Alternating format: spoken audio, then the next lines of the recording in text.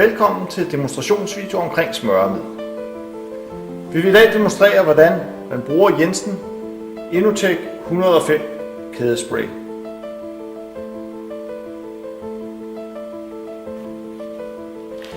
Når de små ruller på kæden er blevet blanke som her, trænger din kæde til smørelse. Ved at køre med blanke ruller, kører man metal mod metal, og man slider kæden op til 5 og tandhjul op til 5 gange så hårdt som ved en smurt kæde. Smøremidlet påføres ved at sætte penslen øverst, samtidig med at man sprayer. Cirka 2 omgange, hvorefter man efterlader cyklen i kvarter til 20 minutter. Opløsningsmidlet i kædesprayen skal nu have tid til at virke.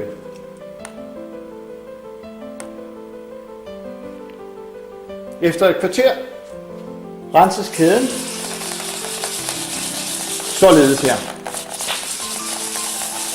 Kæden vil nu få sin naturlige farve tilbage, som da den var ny.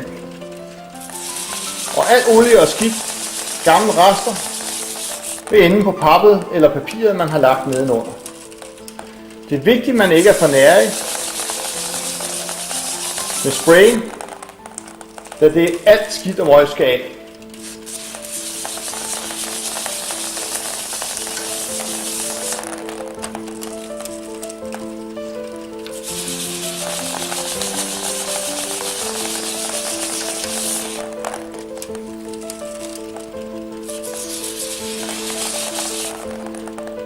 Når hele kæden er renset, er man færdig. Cyklen stilles nu væk fra natten, og næste morgen er opløsningsmidlet fordampet, og et additiv i olien gør, at man binder olien til det rene metal. Hvis kæden er blevet helt ren, og der ikke er mere olierester tilbage, holder smøringen 300-500 km afhængig af vejrforhold. Om vinteren anbefales det, at man før man stiller cyklen væk, bruger Innotek 107 en omgang eller 2 for at give kæden en ekstra beskyttelse. Smøremidlet 107 smører med den dobbelte tykkelse af hvad 105'eren gør. Dette gør, at kæden bliver meget mere salt- og isresistent.